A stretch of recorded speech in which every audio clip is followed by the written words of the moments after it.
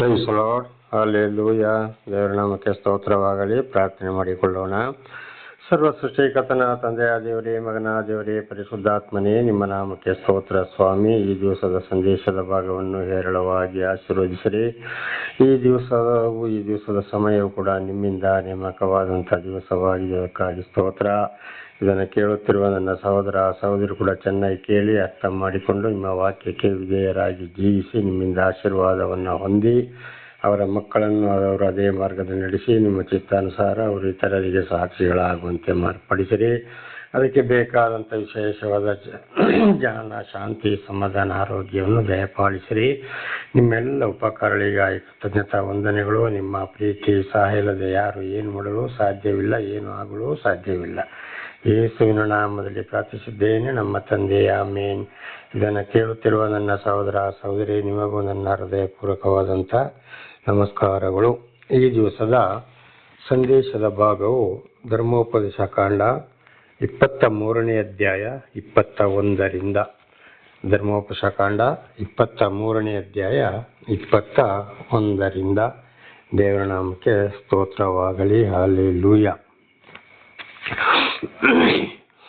ನಿಮ್ಮ ದೇವರಾದ ಯೆಹೋವನಿಗೆ ಹರಕೆ ಮಾಡಿದ ಮೇಲೆ ಅದನ್ನು ತಡ ಮಾಡದೆ ತೀರಿಸಬೇಕು. ಆತನು ತಪ್ಪದೆ ಅದನ್ನು ವಿಚಾರಿಸುವನು, ತೀರಿಸದೆ ಹೋಗುವುದು ಪಾಪ. ದೇವರ ನಾಮಕ್ಕೆ ಸ್ತೋತ್ರವಾಗಲಿ. ಈಗ ದೇವರಿಗೆ ಉದಾಹರಣೆಗೆ ಒಂದು ಮಕ್ಕಳ ವಿಚಾರದಲ್ಲಿ, ಕೆಲಸದ ವಿಚಾರದಲ್ಲಿ, ವಿದ್ಯಾಭ್ಯಾಸದ ವಿಚಾರದಲ್ಲಿ, ಅಥವಾ ರೈತರಾದರೆ ಇದು ಹೊಲದಲ್ಲಿ ಮಾಡೋ ಒಂದು ಕೃಷಿಯ ವಿಚಾರದಲ್ಲಿ, ಪ್ರಾಣಿಯ ವಿಚಾರದಲ್ಲಿ ಏನಾದರೂ ಒಂದು ಹರಕೆ ಮಾಡಿಕೊಂಡ್ರೆ ಹರಕೆ ಮಾಡಲೇಬಾರದು. ದೇವರೇ ಆಶೀರ್ವದಿಸುವಂತ ಮಾತ್ರ ಹೇಳಬೇಕು ಎಂಬುದಾಗಿ ಹೊಸ ಒಡಂಬಡಿಕೆಯಲ್ಲಿ ಅದು ತಿದ್ದುಪಡಿ ಆಗಿದೆ. ಆದರೆ ಒಂದು ವೇಳೆ ಹರಕೆ ಮಾಡಿದರೆ ಅದನ್ನು ತೀರಿಸಲೇಬೇಕು. ತೀರಿಸದೆ ಹೋದರೆ, ಹರಕೆ ಮಾಡಿದ ಮೇಲೆ ಕೆಲವರು ಏನು ಮಾಡ್ತಾರೆ ಅಂದರೆ ಅವರ ಕಾರ್ಯಗಳು ನೆರವೇರಿದ ಮೇಲೆ ಅದನ್ನು ಮರೆತು ಬಿಡ್ತಾರೆ.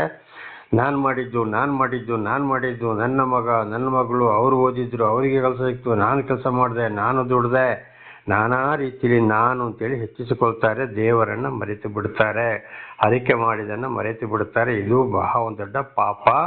ಇದಕ್ಕೂ ಸರಿಯಾದ ಶಿಕ್ಷೆ ಬಂದೇ ಬರುತ್ತದೆ. ಆದ್ದರಿಂದ ಹರಕೆ ಮಾಡಿದನ ಕಾರ್ಯ ನೆರವೇರಿದ ಮೇಲೆ ಅದನ್ನು ನೆರವೇರಿಸಲೇಬೇಕು. ಇನ್ನು ಕೆಲವರು ಹರಕೆ ಮಾಡಿದಷ್ಟು ಕೊಡೋದಿಲ್ಲ, ಅಲ್ಪ ಸ್ವಲ್ಪವನ್ನು ಕೊಟ್ಟು ಅಷ್ಟು ಕೊಟ್ಟರೆ ಸಾಕು, ಇಷ್ಟು ಕೊಟ್ಟರೆ ಸಾಕಂತ ಅವರಿಗೆ ಅತಿ ಆಸೆ ಬಂದು ಬಿಡ್ತದೆ. ಇದು ಕೂಡ ಪಾಪವಾಗಿದೆ. ಅದಕ್ಕೂ ದೇವರಿಂದ ಶಿಕ್ಷೆ ಬಂದೇ ಬರುತ್ತದೆ. ದೇವರ ನಾಮಕ್ಕೆ ಸ್ತೋತ್ರವಾಗಲಿ. 22ನೇ ವಚನ. ನೀವು ಹರಕೆ ಮಾಡದಿದ್ದರೆ ದೋಷವೇನು ಇರಲಿಲ್ಲ. ನೋಡಿ, ಹರಕೆ ಮಾಡದಿದ್ರೆ ಏನು ದೋಷ ಇರಲಿಲ್ಲ. ದೇವರೇ ಆಶೀರ್ವದಿಸು, ಈ ರೀತಿ ತೊಂದರೆ ಇದೆ, ನನಗೆ ಈ ಥರದ ಯೋಜನೆ ಇದೆ ಅಂತ ನಿಮ್ಮ ಚಿತ್ತಾನುಸಾರವಾದರೆ ಆಶೀರ್ವದಿಸಿರಿ ಅಂತ ಬರೀ ಪ್ರಾರ್ಥನೆ ಮಾಡಿಕೊಂಡ್ರೆ ಸಾಕು. ಒಂದು ವೇಳೆ ಹರಕೆ ಮಾಡಿಕೊಂಡ್ರೆ ಅದನ್ನು ತೀರಿಸಲೇಬೇಕು, ಆ ಕಾರ್ಯವು ನೆರವೇರಿದ ಮೇಲೆ. 23. ಆದರೆ ಬಾಯಿಂದ ನುಡಿದುದನ್ನು ನೆರವೇರಿಸಲೇಬೇಕು. ನಿಮ್ಮ ದೇವರಾದ ಯೆಹೋವನಿಗೆ ಬಾಯಿಂದ ಹರಕೆ ಮಾಡಿಕೊಂಡಂತೆಯೇ ಅದನ್ನು ಒಪ್ಪಿಸಿ ಬಿಡಬೇಕು. ಬಾಯಿಯಲ್ಲಿಂದ ಹೊರಬಂದಂಥ ಮಾತು ನೆರವೇರಿಸಲೇಬೇಕು, ದೇವರಿಗೆ ಒಪ್ಪಿಸಲೇಬೇಕು. ಅದು ದೇವರ ನಾಮಕ್ಕೆ ಸ್ತೋತ್ರವಾಗಲಿ. ದೇವರನ್ನು ಆರಾಧಿಸುವ ಸ್ಥಳಕ್ಕೆ ಬಂದು ಅಲ್ಲಿ ಯಾಜಕರೊಂದಿಗೆ ಅಥವಾ ಸೇವಕರೊಂದಿಗೆ ಹೀಗೆ ಅದನ್ನು ಹೇಳಿ, ಇಂತಿಂತಿಗೆ ಹರಕೆ ಮಾಡಿಕೊಂಡಿದ್ದೆ, ಒಪ್ಪಿಸಿದ್ದೇನೆ, ದೇವರು ನಮಗೆ ಉಪಕಾರ ಮಾಡಿದ್ದಾರೆ ಅಂತೇಳಿ ಒಪ್ಪಿಸಲೇಬೇಕು. ದೇವರ ನಾಮಕ್ಕೆ ಸ್ತೋತ್ರವಾಗಲಿ. ಹಲ್ಲೆಲೂಯಾ. ಹಾಗೆ ಈಗ 24ನೇ ಅಧ್ಯಾಯಕ್ಕೆ ಹೋಗೋಣ. 23, 24, 25. 24-25ನೇ ವಚನ. ಧರ್ಮೋಪದೇಶ ಕಾಂಡ 23, 24, 25. ಮತ್ತೊಬ್ಬನ ದ್ರಾಕ್ಷಿ ತೋಟದಲ್ಲಿ ನೀವು ಹೋಗುತ್ತಿರುವಾಗ ಇಷ್ಟಾನುಸಾರ ಹಣ್ಣುಗಳನ್ನು ತಿನ್ನಬಹುದೇ ಹೊರತು ಪಾತ್ರೆಯಲ್ಲಿ ತೆಗೆದುಕೊಂಡು ಹೋಗಬಾರದು. ಈಗ ನಾವು ಒಂದು ಕಡೆ ಹೋಗ್ತಾ ಇರ್ತೀವಿ, ಅಲ್ಲಿ ಯಾವುದಾದ್ರೂ ಒಂದು ತಿನ್ನುವಂಥ ಹಣ್ಣು ಇರ್ತದೆ, ಅದನ್ನು ಕೊಯ್ದು ತಿನ್ಬೋದು ಹೊರತು ಇನ್ನು ಅನೇಕರು ಏನು ಮಾಡ್ತಾರೆ, ನನಗೆ ಮನೆಗೆ ಸ್ವಲ್ಪ ಇರಲಿ, ಮಕ್ಕಳಿಗೆ ಸ್ವಲ್ಪ ಇರಲಿ ಅಂತೇಳಿ ಬ್ಯಾಗಿಗೆ ಹಾಕ್ಕೊಂಡು ಹೋಗ್ತಾರೆ, ಪಾತ್ರೆಯಲ್ಲಿ ತಗೊಂಡು ಹೋಗ್ತಾರೆ. ಇದು ದೊಡ್ಡ ತಪ್ಪು. ಬರೀ ತಿನ್ನೋದು ಮಾತ್ರ ಅಲ್ಲಿ ತಿನ್ಬೋದು, ಅದನ್ನು ಮತ್ತೆ ವಾಪಸ್ಸು ತೆಗೆದುಕೊಂಡು ಹೋಗಬಾರದು ಅಂತ ದೇವರ ಒಂದು ನಿಯಮವಾಗಿದೆ. 25ನೇ ವಚನ. ಮತ್ತೊಬ್ಬನ ಪೈರಿನಲ್ಲಿ ಹೋಗುತ್ತಿರುವಾಗ ತೆನೆಗಳನ್ನು ಕೈಯಿಂದ ಮುರಿದುಕೊಳ್ಳಬಹುದೇ ಹೊರತು ಆ ಪೈರಿಗೆ ಕುಡುಗೋಲು ಹಾಕಬಾರದು. ಈಗ ಒಂದು ಉದಾಹರಣೆಗೆ ಹೋಗುತ್ತೀಯ, ಗೋಧಿ ಕಾಳು ತಿನ್ನುವಂಥ ಪೈರು, ರಾಗಿ ಇರ್ಬೋದು, ಯಾವುದೇ ಇರ್ಬೋದು, ತಿನ್ನುವಂಥ ಪೈರು, ಅದನ್ನು ಕೈಯಲ್ಲೇ ಮುರಿದು ತಿನ್ನಬೇಕು ಹೊರತು ಕುಡುಗೋಲಿಂದ ಕೊಯ್ದು ನಾವು ಅದನ್ನು ತಿನ್ನಬಾರದು, ತೆಗೆದುಕೊಂಡು ಕೂಡ ಹೋಗಬಾರದು ಅಂತ ದೇವರ ಒಂದು ನಿಯಮವಾಗಿದೆ. ಆಗ ಕುಡುಗೋಲು ಹಾಕುವಂಥದ್ದು, ಕೊಯ್ಯುವಂಥದ್ದು ಏನಾಗಿದೆ, ಅವರಿಗೆ ಅತಿ ಆಸೆ, ಇನ್ನೊಬ್ಬರಿಗೆ ತೊಂದರೆ ಮಾಡಿದಾಗ ಅದು ನಷ್ಟ ಮಾಡಿದಾಗ ಆಯಿತು. ಇದಾದರೆ ತಿನ್ನಕ್ಕೆ ಮಾತ್ರ, ಸ್ವಲ್ಪ ಅದರಲ್ಲಿ ಏನು ತಪ್ಪು ಇಲ್ಲ. ಹಾಗೆ 2 ಶಬ್ದ ಹಣ್ಣಿನ ವಿಚಾರದಲ್ಲಿ, ಈ ವಿಚಾರದಲ್ಲಿ ಕೂಡ ಈ ರೀತಿ ನಿಯಮವನ್ನು ಪಾಲಿಸಲೇಬೇಕು, ಇಲ್ಲದಿದ್ದರೆ ಇದು ಕೂಡ ಒಂದು ಪಾಪ ಎಂಬುದಾಗಿ. ಈಗ ಧರ್ಮೋಪದೇಶಕಾಂಡ 24ನೇ ಅಧ್ಯಾಯ 1ರಿಂದ 4ರವರೆಗೆ. ಬಿಟ್ಟು ಹೋದ ಹೆಂಡತಿಯನ್ನು ಪುನಃ ಸೇರಿಸಿಕೊಳ್ಳಬಾರದು ಅಂತ ದೇವರ ನಾಮಕ್ಕೆ ಸ್ತೋತ್ರವಾಗಲಿ. ಹಾಲೆಲೂಯ. ಒಂದ್ಸಲ ನನಗೆ ಗಂಡ ಬೇಡ ಅಂತೇಳಿ ಬಿಟ್ಟು ಹೋದಂಥ ಹೆಂಡತಿಯನ್ನು ಪುನಃ ಸೇರಿಸಿಕೊಳ್ಳಬಾರದು. ಅದು ದೇವರಿಗೆ ಏನಾಗ್ತದೆ, ಅಲ್ಲಿ ದೊಡ್ಡ ಒಂದು ಬೇಸರವಾಗಿದೆ. ಅವಳು ಬಿಟ್ಟು ಹೋದ್ಮೇಲೆ ಏನು ಮಾಡಿರ್ತಾಳ ಏನು ಅಂತ ಗೊತ್ತಿಲ್ಲ. ಆದ್ದರಿಂದ ಪುನಃ ಅಂಥವರನ್ನು ಸೇರಿಸಿಕೊಳ್ಳಲೇಬಾರದು. ಬಿಟ್ಟು ಹೋದವಳನ್ನ ಅವಳು ಎಷ್ಟೇ ಮಾಡಿದ್ರು, ಏನೇ ಮಾಡಿದ್ರು, ಪುನಃ ಹೇಳಿದ್ರು, ಕ್ಷಮೆ ಕೇಳಿದ್ರು ಕೂಡ ಅಂಥವ್ರನ್ನ ವಾಪಸ್ಸು ಸೇರಿಸಿಕೊಳ್ಳಲೇಬಾರದು. ಅವರು ಒಂದು ಅನಾಚಾರಿ, ವ್ಯಭಿಚಾರಿಣಿಯಾಗಿರಬಹುದು ಅಂತ 24ನೇ ಅಧ್ಯಾಯ 1ರಿಂದ 4ರವರೆಗೆ ಇದರಲ್ಲಿ ಈ ವಚನಗಳನ್ನ ಇದರಲ್ಲಿ ನಾವು ತಿಳಿದುಕೊಳ್ಳಬಹುದು. ದೇವರ ನಾಮಕ್ಕೆ ಸ್ತೋತ್ರವಾಗಲಿ. ಹಾಗೆ 5ನೇ ಒಂದು ವಚನವನ್ನು ಕೂಡ ಓದಿಕೊಳ್ಳೋಣ. ಹೊಸದಾಗಿ ಮದುವೆ ಮಾಡಿಕೊಂಡವನು ಸೈನ್ಯದವರೊಡನೆ ಯುದ್ಧಕ್ಕೆ ಹೋಗಬಾರದು. ಭಾರವಾದ ಯಾವ ಕೆಲಸವನ್ನು ಅವನಿಗೆ ನೇಮಿಸಬಾರದು. ಅವನು 1 ವರ್ಷದವರೆಗೂ ಬಿಡುವಾಗಿ ಮನೆಯಲ್ಲಿ ಇದ್ದುಕೊಂಡು ಪರಿಗ್ರಹಿಸಿದ ಹೆಂಡತಿಯೊಡನೆ ಸುಖವಾಗಿರಲಿ. ಹೊಸದಾಗಿ ಮದುವೆ, ಸೈನ್ಯದಲ್ಲಿ ಇರ್ತಾರೆ, ಹೊಸದಾಗಿ ಮದುವೆ ಆಗಿದವರು 1 ವರ್ಷ ಅವನು ಸೈನ್ಯಕ್ಕೆ ಹೋಗಲೇಬಾರದು. 1 ವರ್ಷ ಹೆಂಡತಿಯೊಂದಿಗೆ ಅವನು ಬಹಳ ಸಂತೋಷದಿಂದ ಜೀವನ ಕಳೆಯಬೇಕು. ಅವರಿಂದ ಭಾರವಾದ ಕೆಲಸವನ್ನು ಕೂಡ ಮಾಡಿಸಬಾರದು, ಶರೀರವನ್ನು ದಂಡಿಸಬಾರದು ಎಂಬುದಾಗಿ ದೇವರ ನಿಯಮವಾಗಿದೆ. 1 ವರ್ಷ ಅವರು ಗಂಡ ಹೆಂಡತಿ ಬಹಳ ಚೆನ್ನಾಗಿ ಜೀವನ ಸಂತೋಷದಿಂದ ಸಾಗಿಸ್ತಾ ಇರಬೇಕು. ಆಮೇಲೆ ಅವನು ಸೈನ್ಯಕ್ಕೆ ಹೋಗಬಹುದು ಅಂತ ದೇವರ ನಾಮಕ್ಕೆ ಸ್ತೋತ್ರವಾಗಲಿ. ಹಾಲೆಲೂಯ. ಆದರೆ ಇವತ್ತು ಇಷ್ಟೇ ದಿವಸ ಅಂತ ರಜೆ ಕೊಡ್ತಾರೆ, ಮತ್ತೆ ವಾಪಸ್ ಸೈನ್ಯಕ್ಕೆ ಹೋಗಲೇಬೇಕು. 1 ವರ್ಷ ಕಂಟಿನ್ಯೂ ಎಲ್ಲಿ ರಜೆ ಕೊಡುವುದಿಲ್ಲ. ಇದು ಹಳೆ ಒಡಂಬಡಿಕೆ ನಿಯಮವಾಗಿದೆ. ದೇವರ ನಾಮಕ್ಕೆ ಸ್ತೋತ್ರವಾಗಲಿ. ಆದರೆ ಸ್ವಲ್ಪ ದಿವಸ ಆದರೂ ಕೂಡ ಅವರಿಂದ ಭಾರವಾದ ಕೆಲಸ ಮಾಡಿಸಬಾರ್ದು. ಗಂಡ ಹೆಂಡತಿ ಸಂತೋಷದಿಂದ ಜೀವನ ಕಳೆಯಬೇಕು ಅಂತ ಇದರ ಅರ್ಥ. ಈಗ 6 ಮತ್ತು 7ನೇ ವಚನ, 24ನೇ ಅಧ್ಯಾಯ 6 ಮತ್ತು 7ನೇ ವಚನ. ಬೀಸೋ ಕಲ್ಲನ್ನು ಪೂರ್ತಿಯಾಗಲಿ ಅರ್ಧವಾಗಲಿ ಒತ್ತೆ ತೆಗೆದುಕೊಳ್ಳಬಾರದು. ಅದು ಜೀವನಧಾರ ಒತ್ತೆಯಾಗಿ ತೆಗೆದುಕೊಂಡ ಹಾಗಾಗುವುದು. ಈಗ ಉದಾಹರಣೆಗೆ ಮೊದಲು ನಾವೆಲ್ಲ ಚಿಕ್ಕದಾಗಿರುವಾಗ ಹಾಗೆ ಇತ್ತು. ಅಕ್ಕಿ ರಾಗಿ ಎಲ್ಲ ಬೀಸಬೇಕಾದ್ರೆ ಬೀಸೋ ಕಲ್ಲಿತ್ತು. ಕೆಳಗೆ 1 ಕಲ್ಲು, ಮೇಲೆ 1 ಕಲ್ಲು. ಆದರೆ ಬಹಳ ಕಷ್ಟ, ಸಂಕಟ, ದುಃಖದಲ್ಲಿ ಒಬ್ಬೊಬ್ರು ಏನು ಮಾಡ್ತಾರೆ, ಕಲ್ಲನ್ನು ಮಾರ್ತಾ ಇದ್ರು. ಆ ಕಾಲದಲ್ಲಿ ಕೂಡ ಬಹಳ ಕಷ್ಟ. ಅದರಲ್ಲಿ ಅರ್ಧವನ್ನು ಕೂಡ ಮಾರ್ತಾ ಇದ್ರು, ಎಲ್ಲವನ್ನ ಮಾರ್ತಾ ಇದ್ರು, ಒತ್ತೆ ಕೂಡ ಇಡ್ತಾ ಇದ್ರು. ಹಾಗೆ ಅಂದರೆ ಇಷ್ಟಿಷ್ಟು ಹಣ ಇಂಥ ದಿವಸ ತಗೊಳ್ತೀನಿ ಅಂತ. ಆದರೆ ಅದನ್ನು ದಯವಿಟ್ಟು ಆ ರೀತಿ ಮಾಡಿಕೊಳ್ಬಾರ್ದು, ತಗೊಳ್ಬಾರ್ದು ಅಂಥದ್ದನ್ನು. ಅಂದರೆ ಒಬ್ಬರ ವಸ್ತುವನ್ನು ಒತ್ತೆ ಅಂದರೆ ಬಡ್ಡಿಗೆ ಕೊಟ್ಟು ಇಷ್ಟು ದಿವಸ ಅಂತ ಇಟ್ಟುಕೊಳ್ಳೋದು, ಅದನ್ನು ವಶಪಡಿಸಿಕೊಳ್ಳೋದು ಮಾಡಬಾರ್ದು. ಈ ಬೀಸೋಕಲ್ಲಿ ಏನಾಗ್ತಿತ್ತು, ಅಕ್ಕಿ ರಾಗಿ ಬೀಸಿ ಅವರಿಗೆ ಜೀವನಕ್ಕೆ ಒಂದು ರೊಟ್ಟಿ ಮಾಡ್ಕೊಳ್ಳೋಕ್ಕೆ ಅಥವಾ ದೋಸೆ ಮಾಡ್ಕೊಳ್ಳೋಕ್ಕೆ ಬೀಸ್ತಾ ಇದ್ರು. ಈಗ ಬರ್ತಾ ಬರ್ತಾ ಏನಾಗಿದೆ, ಎಲ್ಲ ಮಿಷಿನ್ಗಳಾದ್ದರಿಂದ ಕಲ್ಲೇ ಮಾಯವಾಗಿ ಬಿಟ್ಟಿದೆ. ಈ ಒಂದು ಕಲ್ಲಲ್ಲಿ ನಾನು ಕೂಡ ಎಷ್ಟೋ ರಾಗಿ ಅಕ್ಕಿಯನ್ನು ಬೀಸಿದ್ದೇನೆ. ಈಗ ಅದು ಇಲ್ಲವೇ ಇಲ್ಲ. ಆದರೆ ಇದರ ಅರ್ಥ ಏನಪ್ಪ ಅಂದರೆ, ಯಾವ ವಸ್ತುಗಳನ್ನು ನಾವು ಅಡವಿಟ್ಟುಕೊಳ್ಳಬಾರದು ಅಂತ ಇದರ ಅರ್ಥ. ಹಿಂದೆ ಕೂಡ ನೋಡ್ಕೊಂಡಿದ್ದೇವೆ ನಾವು. ಅದಕ್ಕೆ ಬಡ್ಡಿ ಅಡವಿಟ್ಟುಕೊಂಡ್ರೆ ಇಟ್ಟುಕೊಳ್ಳಬಾರದು, ಬಡ್ಡಿ ತೆಗೆದುಕೊಳ್ಳಬಾರದು ಅಂತೇಳಿ ದೇವರ ನಿಯಮವಾಗಿದೆ. ದೇವರ ಒಂದು ನಿಯಮದಲ್ಲಿ ಇದು ಕೂಡ ಒತ್ತಿಟ್ಟುಕೊಳ್ಳುವಂಥದ್ದು ತಪ್ಪಾಗಿದೆ. ದೇವರ ನಮಗೆ ಸ್ತೋತ್ರ. ಈಗ 8ರಿಂದ 9ನೇ ವಚನ. ಕುಷ್ಠರೋಗಿಗಳ ವಿಷಯದಲ್ಲಿ ಯಾಜಕರಾದ ಲೇವಿಯರು ಬೋಧಿಸುವಂತೆ ಮಾಡುವುದಕ್ಕೆ ನೀವು ಜಾಗರೂಕರಾಗಿರಬೇಕು. ನಾನು ಅವರಿಗೆ ಆಜ್ಞಾಪಿಸಿದ ನಿಯಮಗಳನ್ನೇ ನೀವು ಅನುಸರಿಸಬೇಕು. ನೀವು ಐಗುಪ್ತ ದೇಶದಿಂದ ಬಂದಾಗ ದಾರಿಯಲ್ಲಿ ನಿಮ್ಮ ದೇವರಾದ ಯೆಹೋವನು ಮಿರಿಯಾಮಳಿಗೆ ಮಾಡಿದ್ದನ್ನು ನೆನಪಿಗೆ ತಂದುಕೊಳ್ಳಿರಿ. ದೇವರ ನಾಮಕ್ಕೆ ಸ್ತೋತ್ರ. ಹಾಗೆ ಇವತ್ತು ಕುಷ್ಠರೋಗಿಗಳ ವಿಷಯದಲ್ಲಿ ಕೂಡ ಏನು ಮಾಡಬೇಕಂದ್ರೆ ಅವರ ಒಂದು ಸೇವೆಯನ್ನು ಮಾಡಬೇಕು, ಅವರು ಪ್ರತ್ಯೇಕವಾಗಿರಬೇಕು, ಅವರನ್ನು ದೂಷಿಸಬಾರದು ಅಂತ. ಈಗ ಮೋಶೆ ಏನು ಮಾಡಿದ್ರು, ದೇವರು ಹೇಳಿದ ಕೆಲಸ ಮಾಡ್ತಾ ಇರುವಾಗ ಮಿರಿಯಾಮಳು ಮೋಶೆಯನ್ನು ದೂಷಣೆ ಮಾಡಿದ್ಲು. ಆಗ ಏನಾಯ್ತು, ಅಲ್ಲಿ ಫುಲ್ಲು ಮೈಯಲ್ಲಿ ಚಿಬ್ಬು ಅಂದರೆ ಬಿಳಿ ಬಿಳಿ ಬಿಳಿಯಾಗಿ ಅದೊಂದು ಅಂಟು ರೋಗ, ಚಿಕ್ಕ ಮಕ್ಕಳಾಗಿ ಆಗ್ಬಿಟ್ಲು. ಬಹಳ ಚರ್ಮವೆಲ್ಲ ಅಲ್ಲಿ ಹಳಸುತ್ತಾ ಬಂತು. ಹಾಗೆ ದೇವರ ಕೆಲಸವನ್ನು ಇವತ್ತು ಕುಷ್ಠರೋಗಿಗಳ ವಿಚಾರದಲ್ಲಿ ಕೂಡ ಅವರ ಸೇವೆ ಮಾಡುವಾಗ ಅಂಥವ್ರನ್ನು ಯಾರು ಹೀಯಾಳಿಸಬಾರದು, ಬಹಳ ಎಚ್ಚರವಾಗಿರಬೇಕು. ಯಾಕೆಂದರೆ ಹೀಯಾಳಿಸಿದವರ ಮೇಲೆ ಕೂಡ ಪಾಪವು ಬರಬಹುದು. ಆದ್ದರಿಂದ ಬಹಳ ಜಾಗರೂಕರಾಗಿರಬೇಕು. ಅವರನ್ನು ದೇವರೇ ಗುಣಪಡಿಸುವವರಾಗಿದ್ದಾರೆ. ಹಾಗೆ ಅದನ್ನು ಯಾರು ಗುಣಪಡಿಸಬೇಕು, ಯಾರು ಅವರ ಕ್ರಿಯೆಗಳನ್ನ ಮಾಡಬೇಕು, ಅವರೇ ಕ್ರಿಯೆಗಳನ್ನು ಮಾಡಬೇಕಾಗಿದೆ. ಅವರನ್ನ ದೂಷಣೆ ಮಾಡಬಾರದು ಅಂತ ಇದ್ರ ಅರ್ಥ. ಕೆಲವರು ಅವನು ಕುಷ್ಠರೋಗಿ, ದೂರ ಇರು ಅಂತ ಹೇಳ್ತಾರೆ. ಆದರೆ ಬರ್ತಾರೆ, ಬಂದಾಗ ಅವರು ಊಟ ಕೇಳ್ಬೋದು, ಬಟ್ಟೆ ಕೇಳ್ಬೋದು, ದುಡ್ಡು ಕೇಳ್ಬೋದು. ನಮ್ಮ ಕೈಲಿ ಇದ್ದಿದ್ದನ್ನ ಶಾಂತವಾಗಿ ಕೊಟ್ಟು ಅವ್ರನ್ನ ಸಂತೋಷವಾಗಿ ಕಳಿಸ್ಬೇಕು ಹೊರತು ಅವರನ್ನು ಹೀಯಾಳಿಸಬಾರದು ಅಂತ ಇದರ ಅರ್ಥವಾಗಿದೆ. ದೇವರ ನಾಮಕ್ಕೆ ಸ್ತೋತ್ರವಾಗಲಿ. ಹಲ್ಲೆಲೂಯಾ. ಹಾಗೆ 9ನೇ ವಚನ ಕೂಡ, ನೀವು ಐಗುಪ್ತ ದೇಶದಿಂದ ಬಂದಾಗ ದಾರಿಲಿ ನಿಮ್ಮ ದೇವರಾದ ಯೆಹೋವನು ಮಿರಿಯಾಮಳಿಗೆ ಮಾಡಿದ್ದನ್ನು ನೆನಪು ಮಾಡಿಕೊಳ್ಳಿರಿ. ನೋಡಿ, ಅದೇ ಒಂದು ಶಿಕ್ಷೆ ತಿರುಗಿ ಬರಬಹುದು ಹೀಯಾಳಿಸಿದರೆ ಅಂತ ಇದರ ಅರ್ಥ. 10-13 ಧರ್ಮೋಪದೇಶಕಾಂಡ 24, 10-13. ಮತ್ತೊಬ್ಬನಿಗೆ ಸಾಲ ಕೊಡುವಾಗ ಒತ್ತೆಯನ್ನು ತೆಗೆದುಕೊಳ್ಳುವುದಕ್ಕೆ ಅವನ ಮನೆಯೊಳಗೆ ಹೋಗದೆ ಇರಬೇಕು. ಸಾಲ ತೆಗೆದುಕೊಂಡವನೇ ಒತ್ತೆಯ ಸಾಮಾನನ್ನು ತಂದುಕೊಡಬೇಕು. ಈಗ ಯಾರಾದರೂ ಬಹಳ ಕಷ್ಟ, ಸಂಕಟ, ದುಃಖದಲ್ಲಿ ಯಾವುದಾದ್ರು ಕಷ್ಟಕ್ಕೆ ಸಹ ದುಡ್ಡು ಇರೋರ ಹತ್ರ, ಬಾಪ ನನ್ನಂಥ ವಸ್ತುವನ್ನು ನಾನು ಅಡ ಇಡ್ತೇನೆ, ನನಗೆ ದುಡ್ಡು ಕೊಡು ಅಂತ ಹೇಳಿದಾಗ ಅವನೇ ಮನೆಯಿಂದ ಹೊರಗಡೆ ತಂದು ಕೊಡಬೇಕು ಅಂತ ಇದ್ದಾರೆ ಅರ್ಥ. ಯಾರು ಒತ್ತೆ ಇಡ್ತಾರೆ ಅವರೇ. ಒತ್ತೆ ತೆಗೆದುಕೊಳ್ಳುವವರು ಖಂಡಿತವಾಗಿ ಅವನ ಮನೆಯೊಳಗೆ ಹೋಗಿ ಆ ಒತ್ತೆಯನ್ನು ತೆಗೆದುಕೊಳ್ಳಬಾರದು.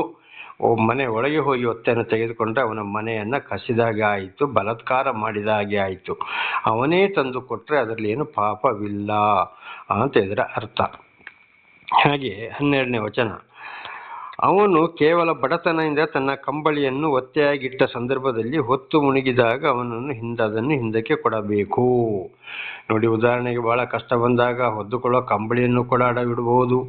ಆದರೆ ಅದನ್ನು ತೆಗೆದುಕೊಂಡು ಅವನಿಗೆ ವಾಪಸ್ ಕೊಡಲೇಬೇಕು. ಯಾಕಂದರೆ ಆ ರಾತ್ರಿ ಅವನು ಚಳಿಯಲ್ಲಿ ನಡುಗಿಕೊಂಡು ಮಲಗಬೇಕಾಗಿದೆ, ಅವನಿಗೆ ಹೊದ್ದುಕೊಳ್ಳೋಕ್ಕೆ ಕಂಬಳಿ ಇಲ್ಲ. ಆಗ ದುಡ್ಡು ಇದ್ದವರು ಕೊಡ್ತಾರೆ. ಈ ದುಡ್ಡು ಕೂಡ ಸಂಪಾದನೆ ಮಾಡಲಿಕ್ಕೆ ಕಾರಣ ಯಾರು? ದೇವರೇ. ದೇವರ ಆಶೀರ್ವಾದ ಇಲ್ಲದೆ ಯಾವುದು ನಡೆಯೋದಿಲ್ಲ ಅಂತ ನಮಗೆಲ್ಲ ಚೆನ್ನಾಗಿ ಗೊತ್ತಿದೆ, ತಿಳಿದುಕೊಂಡಿದ್ದೇವೆ. ಆಗಿರುವಾಗ ಒಂದು ವೇಳೆ ಒತ್ತೆ ತೆಕೊಂಡ್ರೂ ಕೂಡ ಸಾಯಂಕಾಲದವರೆಗೆ ಅವನು ಕಾದುಕೊಂಡು ಅದನ್ನು ಹಿಂದಕ್ಕೆ ಕೊಡಬೇಕು. ಅವನು ಇಲ್ಲ ಚಳಿಯಲ್ಲಿ ನಡುಗಿಕೊಂಡು ಬಹಳ ಕಷ್ಟದಿಂದ ಅವನು ಇರಬಹುದು. ಇದು ದೇವರಿಗೆ ಬೇಸರ, ಒತ್ತೆ ಇಟ್ಟುಕೊಂಡವನ ಮೇಲೆ. ಹಾಗೆ ಯಾವ ಸಾಮಾನಾದರೂ ಒತ್ತೆ ಇಟ್ಟುಕೊಂಡ್ರೆ ಆ ಸಮಯಕ್ಕೆ ಸರಿಯಾಗಿ ಅದನ್ನು ಹಿಂದಕ್ಕೆ ಕೊಡಲೇಬೇಕು. ಆಮೇಲೆ ಅವನ ಕೈಯಿಂದ ಹಣವನ್ನು ವಸೂಲು ಮಾಡಬೇಕು. ದೇವರ ನಾಮಕ್ಕೆ ಸ್ತೋತ್ರವಾಗಲಿ. ಅದನ್ನು ಇಟ್ಟುಕೊಂಡು ರಾತ್ರಿ ಮಲಗಬಾರದು. ಅವನು ಅದನ್ನು ಹೊದ್ದುಕೊಂಡು ಮಲಗಿಕೊಳ್ಳಬೇಕಲ್ಲ. ಅದಲ್ಲದೆ ಅವನು ನಿಮ್ಮನ್ನು ಹರಸುವನು ಮತ್ತು ನೀವು ಮಾಡಿದ್ದು ಧರ್ಮ ಕಾರ್ಯವೆಂದು ನಿಮ್ಮ ದೇವರಾದ ಯೆಹೋವನು ತಿಳಿದುಕೊಳ್ಳುವನು. ನೋಡಿ, ವಾಪಸ್ ಕೊಟ್ಟರೆ ಅಯ್ಯೋ ಪಾಪ, ಏನೋ ಕಷ್ಟದಲ್ಲಿ ಅಡವಿಟ್ಟ, ಅವನ ಕಂಬಳಿಯನ್ನು ಅಥವಾ ಬೇರೆ ವಸ್ತುಗಳನ್ನ ಅವ್ರಿಗೆ ಕೊಡಬೇಕು, ಅದರಿಂದ ಅವರು ಜೀವನ ಮಾಡಬೇಕು, ಅದನ್ನೇ ಹೊದ್ದುಕೊಂಡು ಮಲಗಬೇಕು ಅಂತೇಳಿ ಕನಿಕರದಿಂದ ಕೊಟ್ಟರೆ ಅವನು ಕೂಡ ಏನು ಮಾಡ್ತಾನೆ, ಅಯ್ಯೋ ತಂದು ಕೊಟ್ರಪ್ಪ, ಇವರು ಒಳ್ಳೆಯವರು, ದೇವರು ಇವ್ರನ್ನ ಒಳ್ಳೇದು ಮಾಡಲಿ ಅಂತ ಹೇಳಿದರೆ ಅದು ಒಂದು ಆಶೀರ್ವಾದ. ಆ ಮಾತು ಕೂಡ ದೇವರಿಗೆ ಕೇಳ್ತದೆ, ಮುಡ್ತದೆ. ಅದಲ್ಲದೆ ದೇವರು ಕೂಡ ಪ್ರತಿಯೊಂದನ್ನು ನೋಡವನಾಗಿದ್ದಾರೆ. ಆಗ ದೇವರಿಗೂ ಕೂಡ ಅಂಥವ್ರ ಮೇಲೆ ಬಹಳ ಪ್ರೀತಿ. ಅಂಥವ್ರನ್ನು ದೇವರು ಮತ್ತೆ ಮತ್ತೆ ಆಶೀರ್ವಾದ ಮಾಡ್ತಾರೆ. ಕೊಡದಿದ್ದರೆ, ಮಾಡದಿದ್ದರೆ, ಹೀಯಾಳಿಸಿದ್ರೆ ಹಾಳಾದ್ರೆ ಹೋಗ್ಲಿ, ನನಗೇನು, ಹಾಗೆ ಹೀಗೆ, ನಾನು ಕೇಳಿದ್ನೋ ಅವನೇ ಕೊಟ್ಟಲ್ವೋ ಅಂತೇಳಿ ಗರ್ವ, ಅಹಂಕಾರ ತಮ್ಮನ್ನು ತಾವೇ ಏರಿಸಿಕೊಂಡು ಹೋದರೆ ಅದು ಬಹಳ ಒಂದು ಬೇಸರ. ದೇವರಿಗೆ ಕೂಡ ಬೇಸರ. ಒಂದಲ್ಲ ಒಂದು ದಿವಸ ಅದಕ್ಕಾಗಿ ತಕ್ಕ ಉತ್ತರವನ್ನು ಕೊಡಬೇಕಾಗ್ತದೆ. ಅದು ತಾನು ಮಾಡಿದ್ದಲ್ಲ, ತನ್ನ ಮಕ್ಕಳ ಮೇಲೆ ಕೂಡ ಪಾಪಗಳು ಬಂದೇ ಬರುತ್ತದೆ. ವಿಮೋಚನಕಾಂಡ 25:6, ವಿಮೋಚನಕಾಂಡ 34:7 ಕೂಡ ನಾವು ಓದುವಾಗ ಹೆತ್ತ ತಂದೆಯ ದೋಷಫಲ 3-4 ಮಕ್ಕಳ ತಲೆಮಾರಿಗೆ. ಆಮೇಲೆ ಕೀರ್ತನೆಗಳು 109 ಓದುವಾಗ ಹೆತ್ತ ತಾಯಿಯ ಪಾಪ ಅಳಿದು ಹೋಗದಿರಲಿ. ತಾಯಿಯಂದಿರು ಕೂಡ ಪಾಪ ಮಾಡಿದರೆ ಅದು ತಂದೆಯ ಪಾಪ 3-4 ಮಕ್ಕಳ ತಲೆಮಾರಿಗೆ. ಆದರೆ ತಾಯಿ ಮಾಡಿದಂಥ ಪಾಪ ಅಳಿದು ಹೋಗುವುದೇ ಇಲ್ಲವೆಂದು ನಾವಿಲ್ಲಿ ಓದಬಹುದು. ಆದ್ದರಿಂದ ನನ್ನ ಸಹೋದರ ಸಹೋದರಿಯರೇ, ಬಹಳ ಎಚ್ಚರವಾಗಿರಬೇಕು. ದೇವರ ನಾಮಕ್ಕೆ ಸ್ತೋತ್ರವಾಗಲಿ. ಹಲ್ಲೆಲೂಯಾ. ಈಗ 14 ಮತ್ತು 15ನೇ ವಚನ. ನೀವು ಸ್ವದೇಶದವರಲ್ಲಿ ಆಗಲಿ ನಿಮ್ಮಲ್ಲಿರುವ ಅನ್ಯ ದೇಶದವರಲ್ಲಾಗಲಿ ಗತಿಯಿಲ್ಲದೆ ಬಡ ಕೂಲಿಯವನಿಗೆ ಏನು ಅನ್ಯಾಯ ಮಾಡದೆ ದಿನದ ಕೂಲಿಯನ್ನು ಆ ದಿನದಲ್ಲೇ ಹೊತ್ತು ಮುಣುಗುವುದಕ್ಕೆ ಮುಂಚಿತವಾಗಿ ಅವನಿಗೆ ಕೊಡಬೇಕು. ದೇವರ ನಾಮಕ್ಕೆ ಸ್ತೋತ್ರ. ಈಗ ಸ್ವದೇಶದವರಾಗಲಿ ಇತರರಾಗಲಿ ಬಂದು ದುಡಿಯುವಾಗ ಕೂಲಿ ಕೆಲಸ ಮಾಡಿದವರಿಗೆ ಅವರು ಸಾಯಂಕಾಲ ಹೋಗುವುದರೊಳಗೆ ಹೊತ್ತು ಮುಳುಗುವುದರೊಳಗೆ ಕೂಲಿಯನ್ನು ಕೊಡಬೇಕು.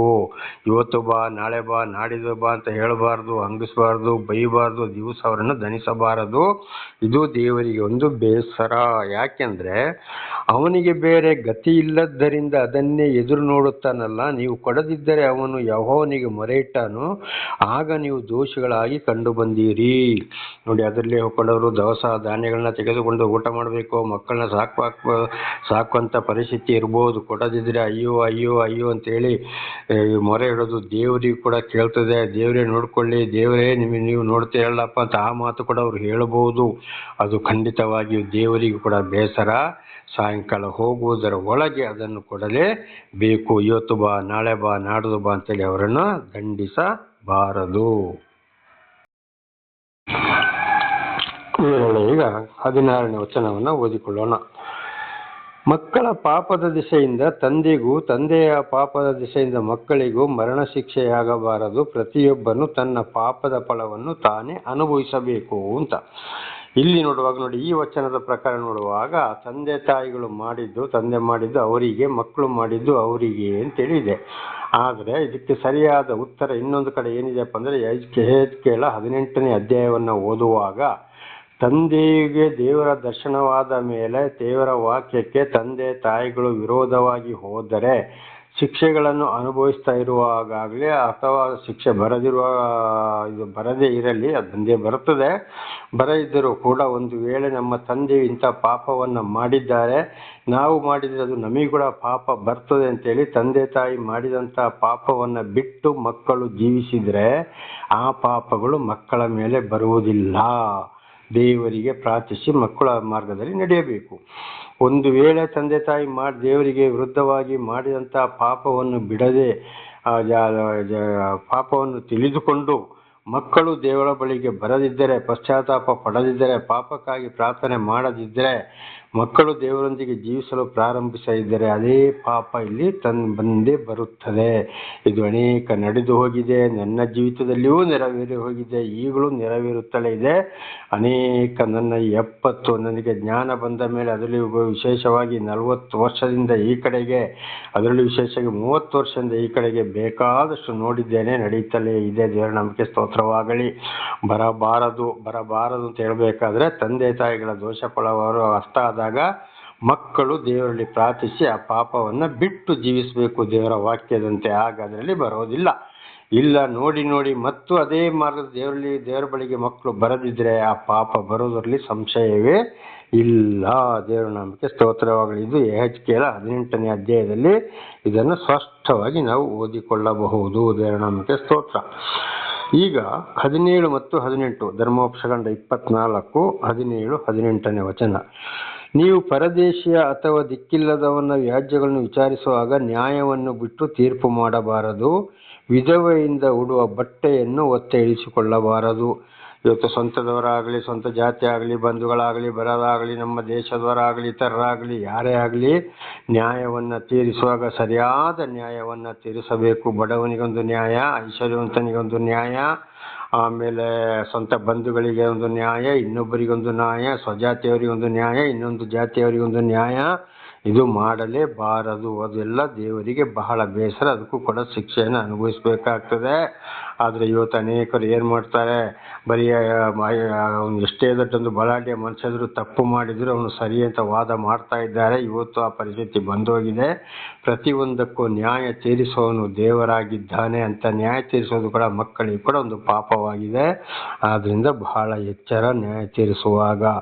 ವಿಧವೆಯಿಂದ ಉಡುವ ಬಟ್ಟೆಯನ್ನು ಒತ್ತಾಯಿಸಿಕೊಳ್ಳಬಾರದು. ಗಂಡ ಇಲ್ಲದವರು ಯಾವಾಗಲೂ ಬಟ್ಟೆ ಮತ್ತು ಯಾವುದೇ ಒಂದು ಸಾಮಾನು ಕೂಡ ಅಡವಿಟ್ಟರೆ ನಾವು ಖಂಡಿತವಾಗಿ ಅದನ್ನು ಅಡವಿಡಿಸಿಕೊಳ್ಳಬಾರದು. ಅವರ ಕಷ್ಟಗಳಿಗೆ ನಾವು ಏನು ಮಾಡಬೇಕು, ನಮ್ಮ ಕೈಲಾದ ಸಹಾಯವನ್ನು ಕೊಟ್ಟು ಅವರನ್ನು ಕಳುಹಿಸಿ ಬಿಡಬೇಕು. 18ನೇ ವಚನ, ನೀವೇ ಐಗುಪ್ತ ದೇಶದಲ್ಲಿ ದಾಸರಾಗಿದ್ದಾಗ ನಿಮ್ಮ ದೇವರಾದ ಯೆಹೋವನು ನಿಮ್ಮನ್ನು ಬಿಡಿಸಿದನೆಂಬುದನ್ನು ನೆನಪು ಮಾಡಿಕೊಳ್ಳಿರಿ, ಅದಕ್ಕಾಗಿಯೇ ಇದನ್ನು ಆಜ್ಞಾಪಿಸಿದ್ದೇನೆ. ನೋಡಿ, ಹಿಂದೆ ಇಸ್ರೇಲರು ಐಗುಪ್ತ ದೇಶದಲ್ಲಿ ಇದ್ದಾಗ ಅವರನ್ನು ಅಲ್ಲಿ ಕಷ್ಟ, ಸಂಕಟ, ದುಃಖಗಳಿಂದ ಬಿಡುಗಡೆ ಮಾಡಿಕೊಂಡು ಬಂದರು ದೇವರು. ಹಾಗೆ ಇವತ್ತು ನಮ್ಮನ್ನು ಕೂಡ ಅನೇಕ ಕಷ್ಟ, ಸಂಕಟ, ದುಃಖಗಳಿಂದ ದೇವರು ಬಿಡುಗಡೆ ಮಾಡಿ ನಮ್ಮನ್ನು ನಡೆಸ್ತಾ ಇರುವಾಗ ಈ ರೀತಿ ಪಾಪದವರಿಗೆ, ವಿಧವರಿಗೆ, ಕಷ್ಟ, ಸಂಕಟ, ದುಃಖದಲ್ಲಿರುವವರಿಗೆ, ಕೂಲಿ ಮಾಡೋರಿಗೆ, ಒಂದು ವೇಳೆ ಐಶ್ವರ್ಯವಂತರಾಗಿದ್ದರೆ ನಾವು ಕೂಡ ಆ ರೀತಿ ತೊಂದರೆ ಮಾಡಬಾರದು. ನಮ್ಮನ್ನು ದೇವರು ಬಿಡುಗಡೆ ಮಾಡಿದ ಅಂತೇಳಿ, ನಮ್ಮ ಮೇಲೆ ಪ್ರೀತಿ ತೋರಿಸಿ ಅಂತೇಳಿ ನಾವು ಕೂಡ ಇತರರ ಮೇಲೆ ಪ್ರೀತಿಯನ್ನು ತೋರಿಸಬೇಕು. ದೇವರ ನಾಮಕ್ಕೆ ಸ್ತೋತ್ರವಾಗಲಿ. ಒಂದು ವೇಳೆ ತೋರಿಸದೆ ಹೋದರೆ ಖಂಡಿತವಾಗಿ ಶಿಕ್ಷೆಯನ್ನು ಅನುಭವಿಸಬೇಕಾಗ್ತದೆ.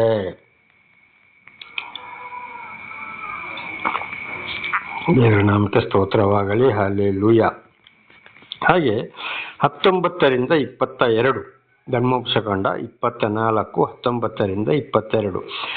ನೀವು ಪೈರುಗಳನ್ನು ಕೊಯ್ಯುವಾಗ ಒಂದು ಸಿವುಡನ್ನು ಹೊಲದಲ್ಲೇ ಮರೆತು ಬಂದರೆ ಅದನ್ನು ತರುವುದಕ್ಕೆ ಹಿಂದಕ್ಕೆ ಹೋಗಬಾರದು. ಪರದೇಶಿ, ತಾಯಿ ತಂದೆ ಇಲ್ಲದವ, ವಿಧವೆ ಇಂಥವರಿಗೋಸ್ಕರ ಇರಲಿ. ನೀವು ಹೀಗೆ ನಡೆದುಕೊಂಡರೆ ನಿಮ್ಮ ದೇವರಾದ ಯೆಹೋವನು ನಿಮ್ಮ ಎಲ್ಲ ಕೆಲಸಗಳಲ್ಲಿಯೂ ನಿಮ್ಮನ್ನು ಅಭಿವೃದ್ಧಿಪಡಿಸುವನು.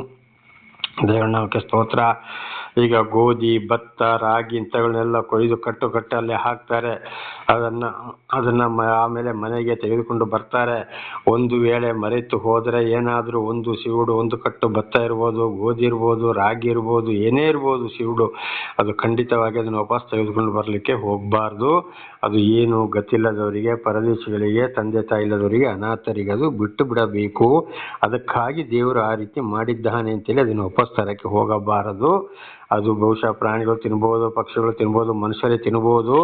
ಅದು ದೇವರಿಂದ ನೇಮಕವಾದಂತೂ. ಹಾಗೆ ಮಾಡಿದರೆ ಅಂಥವರನ್ನ ದೇವರು ಆಶೀರ್ವಾದ ಮಾಡ್ತಾರೆ. ಇಲ್ಲ ಮನುಷ್ಯರಿಗೆ ಬೈಯೋದು, ಪ್ರಾಣಿ ಪಕ್ಷಿಗಳನ್ನ ಓಡಿಸೋದು, ಹೀಗೆಲ್ಲ ಮಾಡಿದರೆ ಖಂಡಿತವಾಗಿ ಅದು ಕೂಡ ದೇವರ ದೃಷ್ಟಿಯಲ್ಲಿ ಬೇಸರ. 20ನೇ ವಚನ, ಎಣ್ಣೆ ಮರಗಳ ರೆಂಬೆಗಳನ್ನು ಹೊಡೆದು ಕಾಯಿಗಳನ್ನು ಉದುರಿಸಿದ ಮೇಲೆ ಪುನಃ ಉದುರಿಸುವುದಕ್ಕೆ ಹೋಗಬಾರದು. ಮಿಕ್ಕ ಕಾಯಿಗಳು ಪರದೇಶಿ, ತಾಯಿ ತಂದೆ ಇಲ್ಲದ, ವಿಧವೆಯರಿಗೆ ಇಂಥವರಿಗೋಸ್ಕರ ಇರಲಿ. ಈಗೊಂದು ಉದಾಹರಣೆಗೆ ಒಂದು ಕಡೆ ನೋಡ್ತೀವಿ, ಈಗೊಂದು ಮರದಲ್ಲಿ ಹುಣಸೆ ಹಣ್ಣು ಇರ್ಬೋದು, ಮಾವಿನಕಾಯಿ ಇರ್ಬೋದು, ಹಲಸಿನ ಹಣ್ಣು ಇರ್ಬೋದು, ಅಥವಾ ಯಾವುದೇ ಇರ್ಬೋದು, ಮರದಿಂದ ಕೊಯ್ದ ಮೇಲೆ ಆಯಿತು ಅಂತೇಳಿ ಬಂದ ಮೇಲೆ ಪುನಃ ಅಲ್ಲಿ ನಮಗೆ ಅದು ಕಂಡ್ರೆ ಗೊತ್ತಾದರೆ ಅದನ್ನು ಹೋಗಿ ಕೊಯ್ದುಕೊಳ್ಳಬಾರದು. ಅದು ಕೂಡ ಪರದೇಶಗಳಿಗೆ, ತಾಯಿ ತಂದೆಲ್ಲದವರಿಗೆ, ಅನಾಥರಿಗೆ, ಬಡ ಬಗ್ಗರಿಗಾಗಿ ಇರಬೇಕು. ಅದನ್ನು ಅವರು ಕೊಯ್ಬೋದು, ತಗೊಂಡೋಗ್ಬೋದು, ಮಾರಾಟ ಮಾಡ್ಬೋದು, ತಿನ್ಬೋದು, ಏನು ಬೇಕಾದರೂ ಮಾಡ್ಬೋದು. ಅದು ಅವರಿಗೆ ಬಿಟ್ಟಂಥದ್ದು, ದೇವರು ಅವರಿಗೆ ಕೊಡುವಂಥದ್ದು, ಅದನ್ನು ಬಿಟ್ಟು ಬಿಡಬೇಕು. 22ನೇ ವಚನ, 21, ದ್ರಾಕ್ಷಿಯ ತೋಟದ ಬೆಳೆಯನ್ನು ಕೂಡಿಸಿಕೊಳ್ಳುವಾಗ ಹಕ್ಕಲಾಯಬಾರದು. ಅದು ಪರದೇಶಿ, ತಾಯಿ ತಂದೆ ಇಲ್ಲದವ, ವಿಧವೆ ಇಂಥವರಿಗೋಸ್ಕರ ಇರಲಿ. ದೇವರ ನಾಮಕ್ಕೆ ಸ್ತೋತ್ರವಾಗಲಿ. ನೋಡಿ, ದ್ರಾಕ್ಷಿ ತೋಟದಲ್ಲಿ ಪ್ರತಿಯೊಂದು ಹಣ್ಣಿನಲ್ಲಿ ಹೀಗೆ, ಬೆಳೆಯಲ್ಲಿ ಕೂಡ ಹೀಗೆ.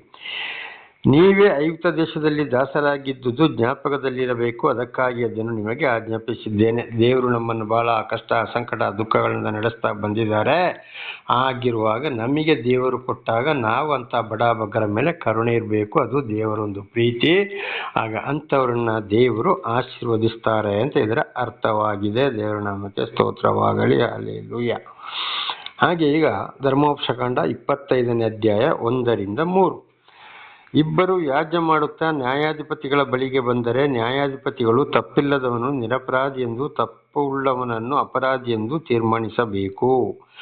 ಅಪರಾಧಿಗೆ ಪೆಟ್ಟಿನ ಶಿಕ್ಷೆ ತೀರ್ಮಾನವಾದರೆ ನ್ಯಾಯಾಧಿಪತಿಯು ಅವನನ್ನು ಮಲಗಿಸಿ ಅವನ ಅಪರಾಧಕ್ಕೆ ಅನುಸಾರವಾಗಿ ಪೆಟ್ಟುಗಳನ್ನು ತನ್ನ ಮುಂದೆ ಹೊಡಿಸಿ ಲೆಕ್ಕಿಸಬೇಕು.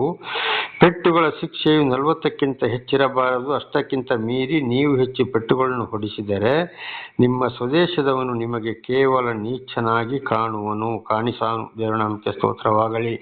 ನೋಡಿ, ಒಬ್ಬ ನ್ಯಾಯಾಧಿಪತಿ ತಪ್ಪು ಮಾಡಿದ್ರು ಕೂಡ ಅವನಿಗೆ ಏನು ಮಾಡಬೇಕು, ನ್ಯಾಯಾಧಿಪತಿ ಇದ್ದುಕೊಂಡು ನ್ಯಾಯಾಧಿಪತಿ ಎದುರಲ್ಲಿ 40 ಪೆಟ್ಟು ಹೊಡಿಸ್ಬೇಕು.